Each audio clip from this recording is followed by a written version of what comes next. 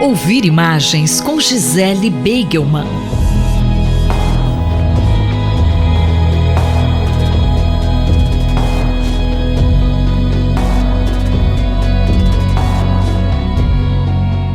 Professora, a senhora já viu Farroupilha, o novo livro do fotógrafo André Penteado?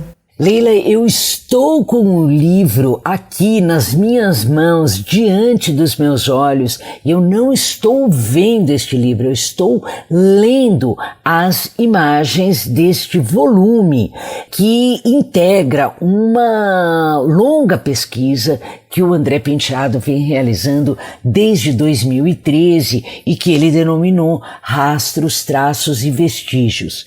O primeiro fruto dessa investigação foi o livro Cabanagem, publicado em 2015, depois ele publicou Missão Francesa em 2017 e agora ele nos brinda com mais um capítulo dessa história de esquecimentos, dessa memória da amnésia, que é a história do Brasil, e ele faz isso com um livro inteiramente dedicado à Farroupilha. O livro é resultado de um trabalho que envolveu seguidas viagens ao Rio Grande do Sul, e nesse livro o André Penteado condensa um método que, do meu ponto de vista, caracteriza o conjunto da sua obra.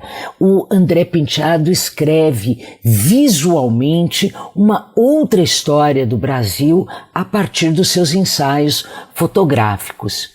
Queria que a senhora comentasse mais um pouco sobre essa narrativa visual para os nossos ouvintes. O André tem uma estratégia muito particular de desmistificar essa função documental da fotografia. Ele foca nesta obra nas festas comemorativas da Farroupilha, nas imagens quase escatológicas dos churrascos, na indumentária das pessoas nas celebrações da revolta, e é a partir desses fragmentos que ele nos aproxima da construção do imaginário da Farroupilha como uma espécie de assombração especular do Rio Grande do Sul para os gaúchos e sobre o estado sulino. O livro, como os outros anteriores que integram essa série, vem acompanhado de um ensaio de um especialista no tema. No caso, é um ensaio crítico escrito pelo professor Joselito Zala, da Universidade Federal do Rio Grande do Sul, e esse ensaio não cumpre uma função de legendar as imagens. Pelo contrário, é um ensaio que contextualiza o leitor nos debates contemporâneos sobre a Farroupilha.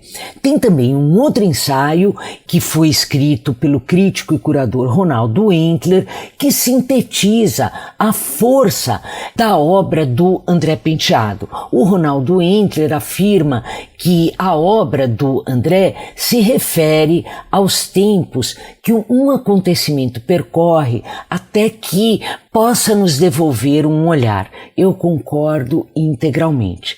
Para conhecer e adquirir o livro, você acessa www.andrepenteadotudojunto.com. Eu fico por aqui. Um bom dia para você, uma ótima semana para nós e até a próxima. A professora Gisele Beigelman conversou comigo, Leila Kiyomura, para a Rádio USP.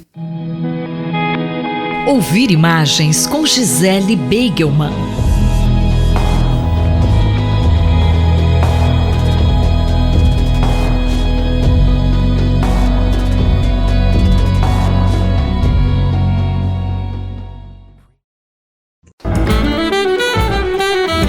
Economia, por Gilson Schwartz.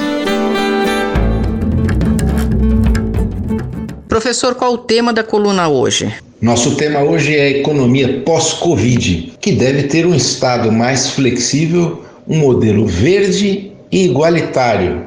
Segundo os economistas Victor Gaspar e Gita Gopinath, num artigo para a publicação do Fundo Monetário Internacional, As políticas fiscais para um mundo em transformação devem ser bem diferentes daquilo que vigorava antes dessa grande crise sanitária. São ideias, é um posicionamento que está bem longe do que eram as clássicas proposições do Fundo Monetário Internacional. O FMI reconhece esse declínio acentuado na produção global, entende que a resposta do Estado é maciça e tem que ser política fiscal de estímulo para evitar uma recessão ainda maior e coloca em primeiro plano o desafio de gerenciar os riscos de saúde, os problemas econômicos e fiscais, inclusive de surtos recorrentes, admitindo até mesmo a nacionalização temporária de empresas. O fato é que o cenário é ainda mais preocupante para os países em desenvolvimento. São 3 grandes desafios no curtíssimo prazo. Em todos eles, nós que estamos no mundo menos desenvolvido, sofremos mais. Em primeiro lugar, os economistas do FMI dizem que é preciso aumentar a nossa capacidade de atendimento em saúde. Sim, isso onde já havia um mínimo de capacidade, inclusive ociosa. Não é o caso brasileiro, onde a gente observa desde o início da pandemia, do agravamento das condições de saúde pública, que há um limite muito estreito de capacidade de atendimento. Substituir a renda familiar perdida é outro desafio imediato que vários países estão enfrentando. Também no Brasil, a gente vê que essa substituição ela ocorre, porém, principalmente para quem já estava na economia formal. E diariamente a gente testemunha casos e mais casos de gente que não consegue acessar, que está, portanto, ingressando numa situação muito preocupante de subsistência, de dificuldades ainda maiores de sobrevivência. Finalmente, os economistas do FMI indicam que é preciso evitar falências em larga escala. É verdade, mas a gente observa também, inclusive no Brasil, que são as grandes empresas as que recebem maiores benefícios, inclusive companhias aéreas que vão, na sua própria lógica tecnológica e comercial, contra o objetivo de sair da crise rumo a uma economia mais verde, mais solidária. De qualquer maneira, os economistas citam esses 3 desafios que continuam na agenda e colocam o grande problema que vem surgindo, que é um aumento sem precedentes da dívida pública global. Professor, como está a situação da dívida pública global que não para de crescer? Chegou ao nível mais alto da história, mais de 100% do PIB global, muito acima, inclusive, dos picos que foram atingidos depois da Segunda Guerra Mundial. Segundo a base de dados fiscais que o FMI mantém, em resposta à crise do Covid-19, com mais de 50 países, observa-se que, em geral, há uma distribuição mais ou menos igual. De um lado, despesas diretas que transferem renda e aumentam gastos ou adiam pagamento de impostos e também, mais ou menos na mesma proporção, medidas que são de ordem de crédito, empréstimos, injeção, inclusive de participação acionária do governo nas empresas ou oferecimento de garantias do governo. A prioridade ainda é a saúde pública e as contas públicas vão a reboque. As políticas têm que atenuar os riscos à saúde como condição para a restauração da confiança nos mercados, para que a atividade econômica seja retomada e que sejam reduzidas as tensões, inclusive com relação às finanças públicas. Vamos repetir, sem uma solução estrutural para questões de saúde pública, todos os indicadores econômicos vão piorar e a ideia de que voltar às atividades pode melhorar a economia e com isso reduzir o risco de saúde está completamente equivocada. Os surtos reaparecem e enquanto não houver um atendimento adequado à população, a economia está em risco. A política fiscal tem que se manter, nas palavras dos economistas do FMI, solidária e flexível até que haja uma saída segura e durável da crise. É preciso gerenciar em primeiro lugar os riscos de saúde. Sem isso, não haverá administração possível dos problemas econômicos e fiscais. Semana que vem voltamos comentando tendências da economia, da política e da tecnologia no Brasil e no mundo. Eu, Simone Lemos, ouvi o professor Gilson Schwartz. Economia, por Gilson Schwartz.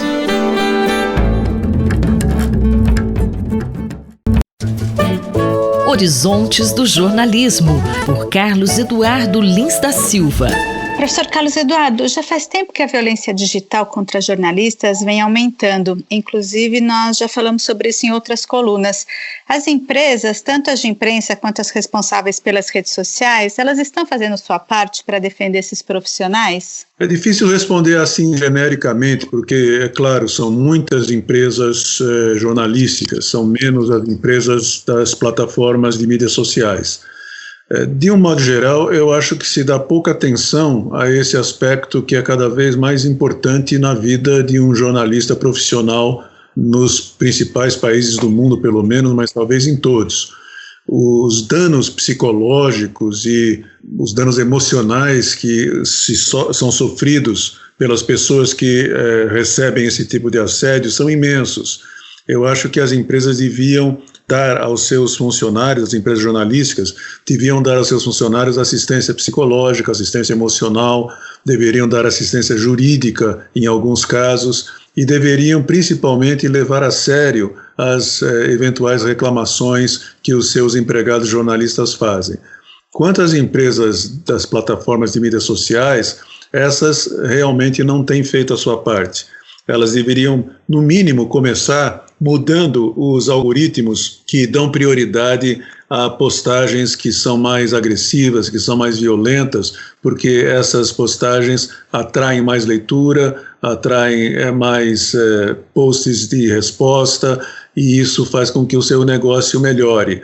Elas têm a obrigação moral, eu acho, de impedir que esse tipo de assédio continue, e elas têm feito realmente muito pouco, em minha opinião. Como eu disse, os danos emocionais são terríveis e muitas pessoas desistem da profissão por causa deles. Há uma pesquisa feita em 2018 pela Fundação das Mulheres na Mídia nos Estados Unidos, que mostra que 2/3 das mulheres jornalistas diziam ter sofrido esse tipo de assédio e que 1/3 pensava em desistir da profissão por causa deles. É realmente impressionante como isso pode ter efeitos danosos para uma pessoa. E isso se torna ainda mais grave considerando que, nós também já discutimos isso, que as redações hoje em dia já são subrepresentadas em relação a mulheres e a negros, não, professor, que são as vítimas favoritas desse tipo de ataque. É verdade, principalmente nos Estados Unidos, os negros são vítimas preferenciais e tanto lá quanto aqui as mulheres. É muito comum, nós temos visto isso aqui no Brasil, o assédio não só nas mídias sociais, mas até pelas autoridades. É muito comum o presidente Bolsonaro, por exemplo, assediar e insultar jornalistas mulheres em muito maior quantidade do que jornalistas homens. E aqui no Brasil nós temos essa agravante, que é o fato de que os bolsonaristas, eles colocam nas redes sociais informações particulares sobre as suas vítimas jornalistas, o que faz com que aumente ainda mais a pressão sobre essas pessoas. E como você disse, principalmente no caso aqui do Brasil, mulheres. O jornalista e professor Carlos Eduardo Lins da Silva, colunista da Rádio USP, conversou comigo, Márcia Blasques. Horizontes do Jornalismo, por Carlos Eduardo Lins da Silva.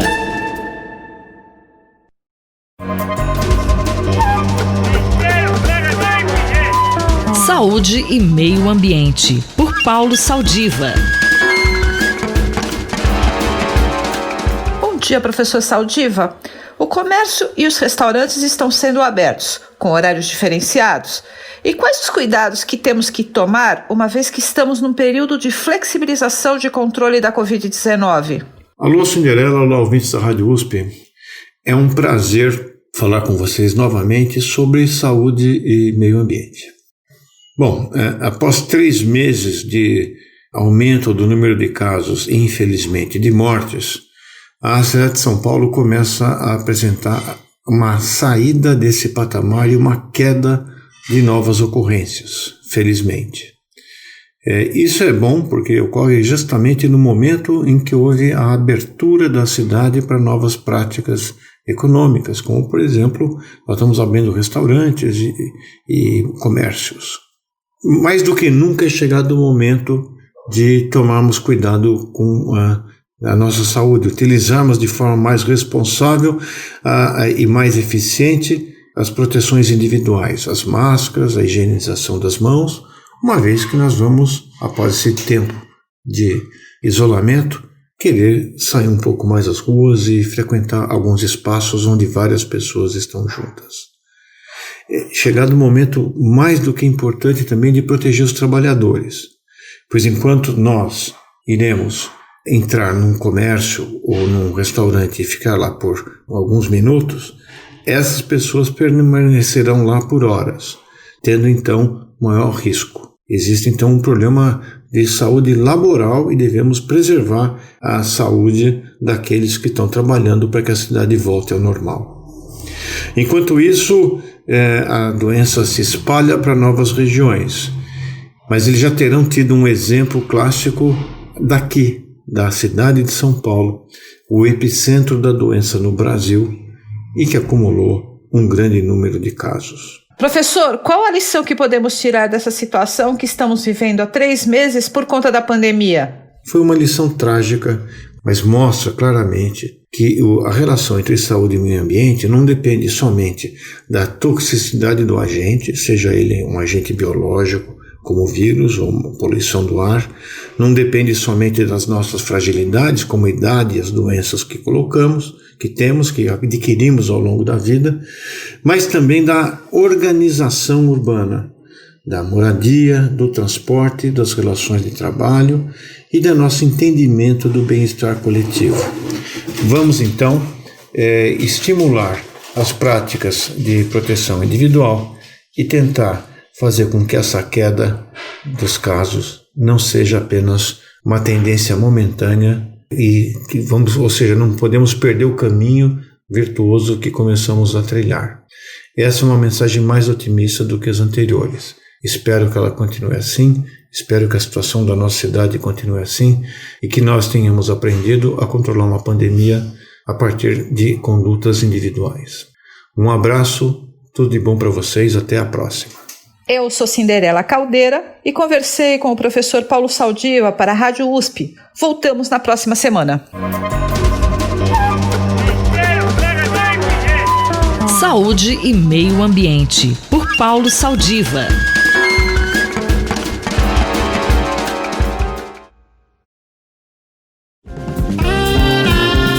Corpo em Movimento, por José Carlos Fará.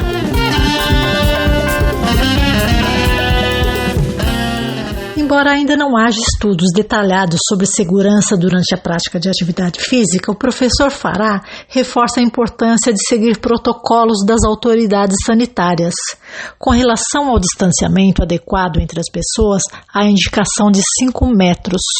E sobre o possível desconforto respiratório causado pelo uso da máscara, ele diz que é mais comum acontecer em atividades que exijam maior esforço. Nesse caso, ele sugere reduzir a intensidade dos exercícios, mas continuar usando máscara para se proteger. Olá, ouvintes! Com a possível decisão de abertura dos parques em São Paulo, e mesmo que restrito só aos dias da semana e não aos finais de semana, é bom sempre insistirmos nos protocolos de segurança.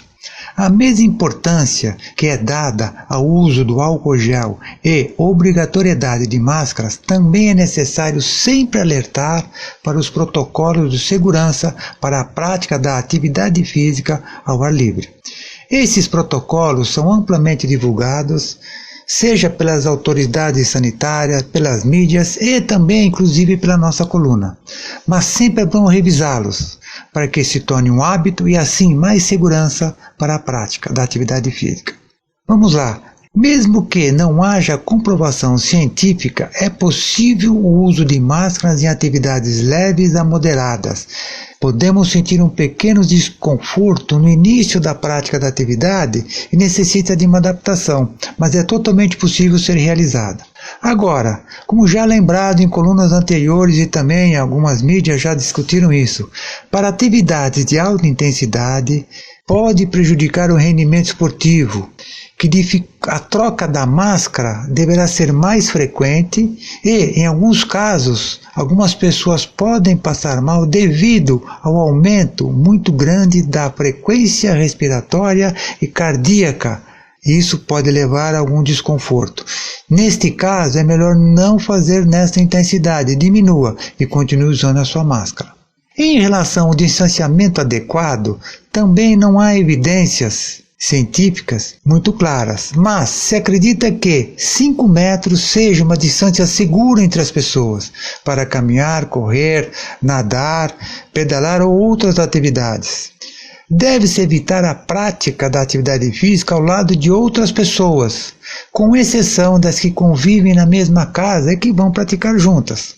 Provavelmente a abertura desses parques se dará em horários restritos e aí há a possibilidade de aglomerações, sendo importante a escolha de horários com menos gente. Sempre leve sua garrafa de água e só utilize os bebedouros públicos para encher a sua garrafa. Nunca toque a sua boca no bebedouro. Após a atividade, higienize suas mãos antes de limpar o suor do rosto. E, independente dos protocolos de abertura que as autoridades sanitárias explicitem, essas recomendações são importantes para que possamos praticar a atividade de forma segura. Essas recomendações que nós mesmos podemos fazer. Professor, quais recomendações para esse tempo de flexibilização? Existem as recomendações básicas para quem quer praticar atividade física ao ar livre. Por exemplo, não praticar em temperaturas muito altas, seja embaixo de um sol muito forte, usar proteção quando tiver muito frio, como agasalhos e blusas.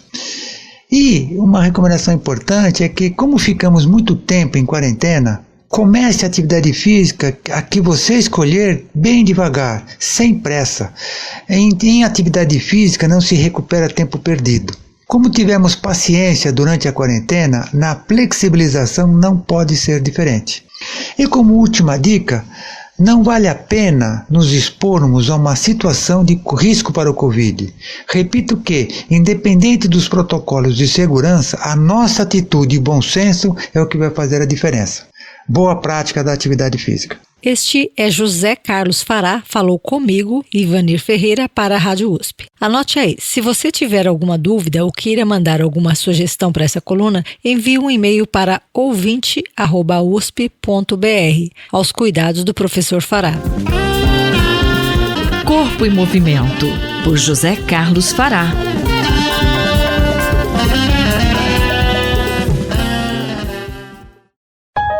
Observatório da Inovação, com Glauco Arbix.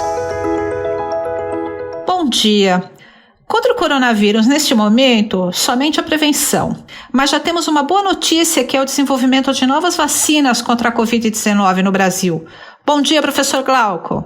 Bom dia, ouvintes da Rádio USP. Bom dia, Cinderela.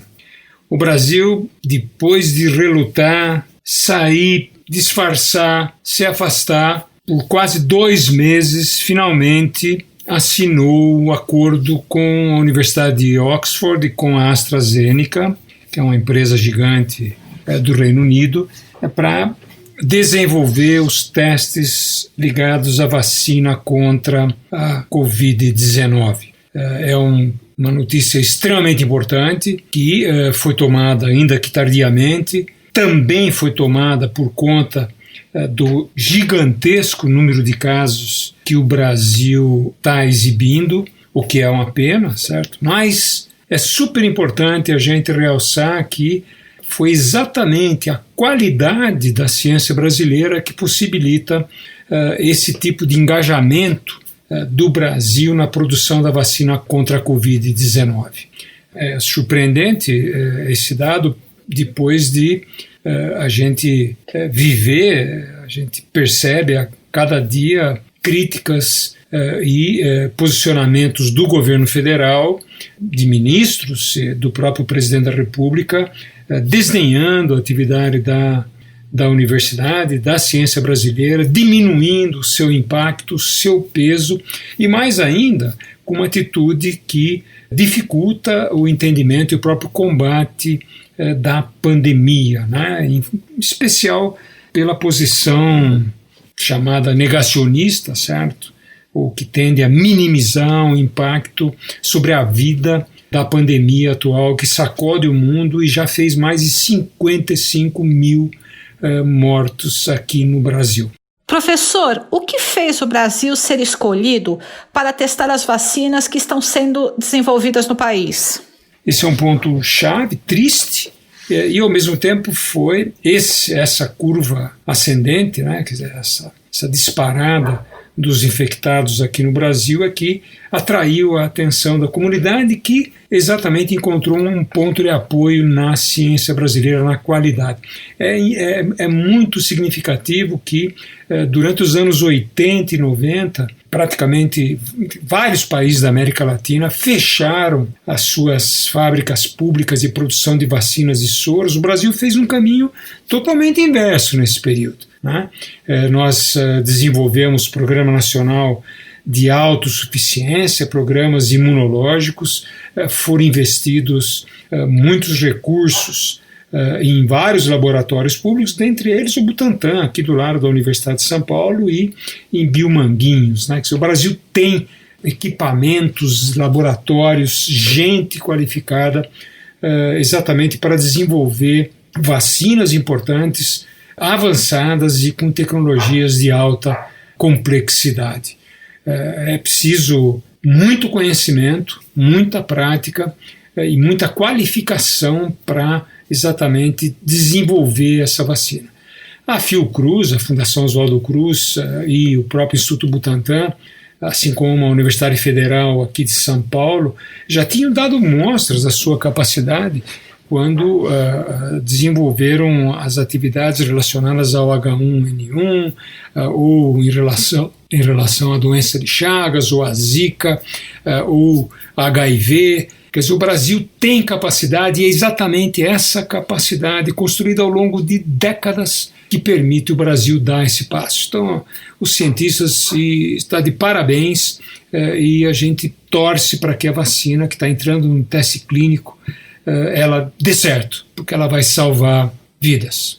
Mais informações sobre inovação estão disponíveis no site Observatório da Inovação do Instituto de Estudos Avançados da USP, oic.unap.usp.br. Eu sou Cinderela Caldeira e conversei com o professor Glauco Arbix para a Rádio USP. Até a próxima semana.